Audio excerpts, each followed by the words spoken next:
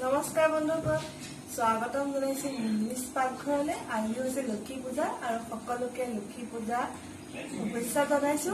সকলোৰে ঘৰত যেন ধন ঐশ্বৰ্য সুখ শান্তি সমৃদ্ধি হয়। আজি আহকচোন মই ঘৰত কেনেকে লক্ষী পূজা পাতিছো চাওঁ।